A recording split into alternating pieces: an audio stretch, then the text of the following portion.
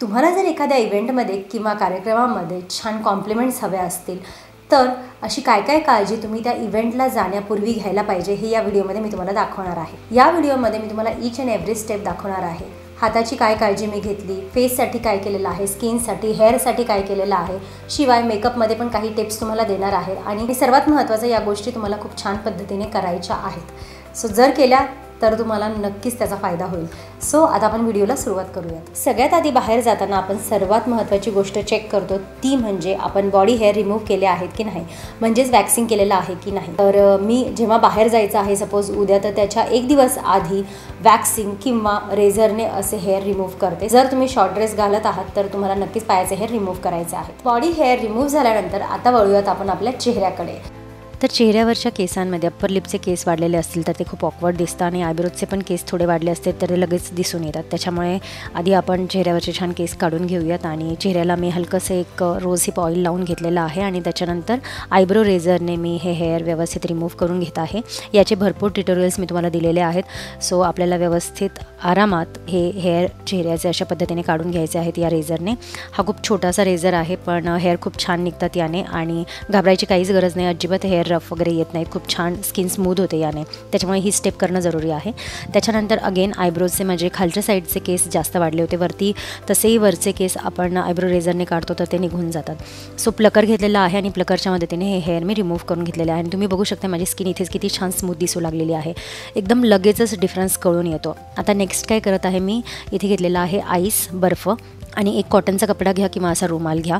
तर ice massage आपल्याला इथे करून घ्यायचे आहे। याचे भरपूर बेनिफिट्स आहे, तुमचे स्किनचे जे पोर्स आहेत ते मिनिमाइज करायला हे हेल्प करतं। शिवाय जर इरिटेशन झालं असेल रेझर जेव्हा तुम्ही वापरला तेव्हा तर ते इरिटेशन देखील याने कमी होतं।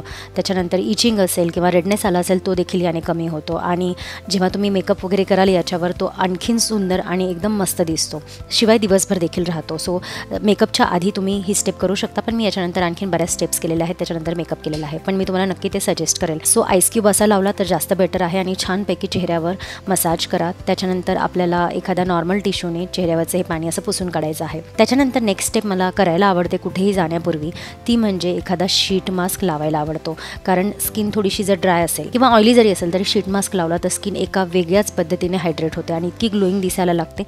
सो जरूर तुमच्या आवडीचा एखादा शीट मास्क घरात असू द्या। मी नेहमी माझ्याकडे जवळ शीट मास्क ठेवते आणि हा शीट मास्क मी अशा पद्धतीने चेहऱ्याला लावून घेतलेला आहे। याच्यातलं जे पण सिरम होतं ते मी गळ्याला हाताला अशा पद्धतीने लावून घेतलेलं आहे। सो खूप इम्पॉर्टंट आहे, याला आपल्याला 15 मिनिटं चेहऱ्यावर असंच ठेवायचं आहे। हे झाल्यानंतर मी हेअरकडे थोडंसं लक्ष दिलं तेव्हा मला समजलं की माझे हेअर खूप ग्रे झालेले आहेत आणि मला त्याला कलर करणं जरुरी आहे।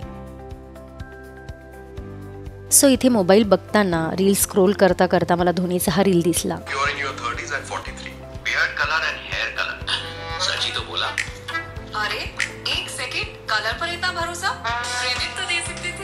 सो जर धोनी म्हणतोय तर जास्त विचार करायची काही गरज नाही आहे आणि कोइन्सिडेंटली मी गार्नियर ब्लॅक नॅचरल्सच वापरते, त्याच्यामुळे माझ्याकडे ऑलरेडी तो पॅक होता। तर इथे सगळ्यात आधी जो मास्क मी ठेवला होता 15 मिनिटं तो इथे काढून घेतलेला आहे आणि थोडीशी चेहऱ्यावर अशा पद्धतीने मसाज केलेली आहे। आता आपण वळूयात आपल्या हेअर कलरकडे। सो गार्नियर ब्लॅक नॅचरल्सचा हा ब्लॅक कलर मी घेतलेला आहे। तर बघूयात आता आपण हा कलर कसा लावायचा केसांना। सो सगळ्यात आधी तुम्ही हे 2 पॅकेट्स बघू शकता, एक आहे डेव्हलपर आणि एक आहे कलरंट आणि दोन्ही तुम्हाला समान रेशोमध्ये घ्यायचं आहे।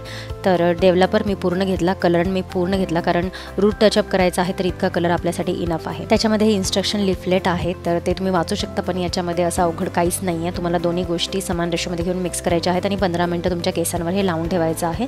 आता रूट टचअप करते। सगळ्यात आधी मी माझे केस छान विंचरून घेतलेले आहेत। विंचरल्यानंतर तुम्ही बघू शकता एक छान व्यवस्थित पार्टिशन करायचं आहे। कलरला छान मिक्स केलेला आहे आणि सगळ्यात महत्त्वाचं इथे हँड ग्लव्स घालून घ्या की जेणेकरून तुमचे हात वगैरे खराब होणार नाहीत आणि असा टी शर्ट घाला की जो तुम्ही घरीच वापरत असाल। असं पार्टिशन करून हा कलर मी ब्रशच्या मदतीने छान लावून घेत आहे। जिथे जिथे तुमचे ग्रे हेअर आहे तिथे लावा। तर बाहेर जाताना एक दिवस आधी जरी कलर लावायचा असेल किंवा त्याच दिवशी जरी लावायचा असेल तर फक्त हा कलर 15 मिनिटांमध्ये होतो। शिवाय याच्यामध्ये आल्मंड ऑइल देखील आहे आणि 100% ग्रे कव्हरेज तुम्हाला याच्याने मिळतं। शिवाय हा कलर वापरल्यानंतर केस जे आहे ते शायनी आणि सॉफ्ट होतात आणि याचा कलर पे ऑफ देखील खूप छान आहे आणि सगळ्यात महत्त्वाचं म्हणजे नॅचरल लुकिंग हेअर तुमचे दिसतात। तर हा जो कलर आहे हा इझी टू यूज म्हणजेच वापरायला खूप सोपा आहे।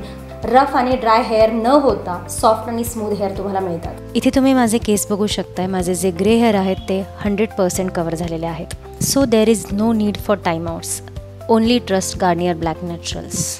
त्याच्यानंतर आता मी माझे हेअर जे आहेत ते स्टाईल करणार आहे, हेअर स्ट्रेटनिंग करणार आहे. तर सगळ्यात आधी मी पूर्ण गुंता काढून घेतला केसांमधला.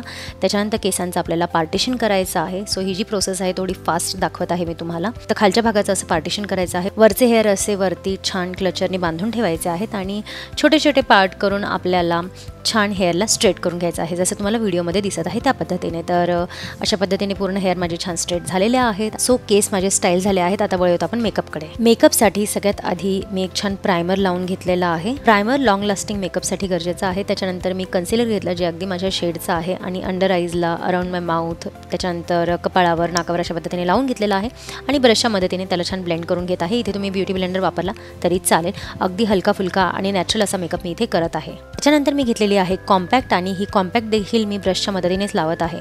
जसं मी तुम्हाला सांगितलं की मला जास्त कव्हरेज नको आहे, अगदी नॅचरल लुकिंग मेकअप हवा आहे. त्याच्यामुळे अगदी हलक्या हाताने ही पावडर मी चेहऱ्याला लावून घेतलेली आहे आणि याने माझं कन्सिलर वगैरे छान सेट राहतं. त्याच्यानंतर इथे आयशॅडो घेतलेला आहे मी आणि एक ब्राऊन आयशॅडो माझ्या डोळ्यांवर लावला आणि त्याला बोटांच्याच मदतीने असं छान ब्लेंड केलेलं आहे. ही खूप इझी ट्रिक आहे आणि नक्की करा जेव्हा पण तुम्ही फुल मेकअप करता आणि तुम्हाला इझी आयशॅडो मेकअप करायचा असतो तेव्हा. त्याच्यानंतर काजळ लावून घेतलेला आहे अप्पर वॉटर लाईनला. त्याच्यानंतर पुन्हा एक डार्क ब्राऊन आयशॅडो घेतला आणि आयलायनर असं मी ब्रशच्या मदतीने काढलेलं आहे. हे खूप इझी जातं. जर तुम्हाला आयलायनर लावता येत नसेल तर हे नक्की करा. तुम्ही बघताय लोअर लॅश लाईनला पण थोडं लावलेलं आहे आणि कॉर्नरला अशा पद्धतीने विंग लायनर काढलेलं आहे आणि किती सुंदर दिसते तुम्ही बघू शकता हे. सो एक डार्क कलरचा ब्राऊन आयशॅडो किंवा ब्लॅक आयशॅडोने तुम्ही असं काढू शकता. आणि त्याच्यानंतर मस्कारा लावलेला आहे अप्पर लॅशेसला, लोअर लॅशेसला. सो आईज छान ओपन अप झालेल्या आहेत. आयब्रोज आपल्याला इथे छान कोम करून त्याच्यानंतर सेट करून घ्यायच्या आहेत आणि फिल करून घ्यायच्या आहेत. ऑफकोर्स पीच कलरचं असं ब्लश, माइल्डवालं ब्लश घेतलेलं आहे ते छान माझ्या चेकबोनवर लावलेलं आहे. आणि सगळ्यात महत्त्वाचं म्हणजे ग्लो येण्यासाठी एक हायलायटर इथे मी वापरलेला आहे ब्रशच्या मदतीने. तुम्ही बघताय कुठे कुठे लावला हायलायटर. सो हायलायटर लावल्यानंतर फेस अजून छान दिसत आहे. त्याच्यानंतर अशी मॉव कलरची एक लिपस्टिक लावली जी खूप सुंदर आहे. तिचं टेक्स्चर वगैरे पण खूप छान आहे. आणि लिपस्टिक लावून झाल्यानंतर एक सेटिंग स्प्रे वापरलेला आहे. हा डुवी मेकअप सेटिंग स्प्रे होता तो मी वापरलेला आहे. आणि येस इथे मी रेडी झालेली आहे. सो तुम्ही बघताय हेअर बघू शकताय, स्किन बघू शकताय, चेहऱ्याची आउटफिट बघू शकताय. All things are very nice. आणि नक्कीच तुम्हाला जर असं तयार झालात तुम्ही तर तुम्हाला नक्कीच छान कॉम्प्लिमेंट्स मिळतील. शिवाय इतकं सर्व झाल्यानंतर तुम्हाला ज्वेलरी देखील खूप छान घालायची आहे याच्यावर. सो जी अशी मॅच होते अशी ज्वेलरी घाला आणि शक्यतो हुप इयरिंग्स खूप छान दिसतात वेस्टर्न कपड्यांवर. त्याच्यानंतर गळ्यात एखादा नेकलेस, वॉच, ब्रेसलेट हे सर्व जर तुम्ही घातलं तर आणखीन छान दिसाल. तर मैत्रिणींनो, हा होता माझा आजचा व्हिडिओ. आय होप तुम्हाला याच्यातनं काहीतरी फायदा झाला असेल. ज्या पण मी स्टेप्स दाखवल्या त्या जर तुम्ही व्यवस्थित केल्या, तुमच्याकडे ज्या ज्या गोष्टी अवेलेबल असतील त्या वापरून करा. बाकी हेअर कलर जो मी तुम्हाला ट्रस्टेड सांगितलेला आहे तो तुम्ही वापरू शकता. शिवाय खूप स्वस्त देखील आहे.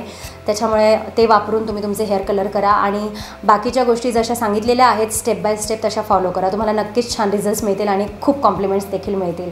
सो हा होता माझा आजचा व्हिडिओ पूर्ण पाहिला त्याबद्दल मनापासून आभार. भेटूयात नेक्स्ट व्हिडिओमध्ये. तोपर्यंत काळजी घ्या आणि माझे व्हिडिओ बघत राहा.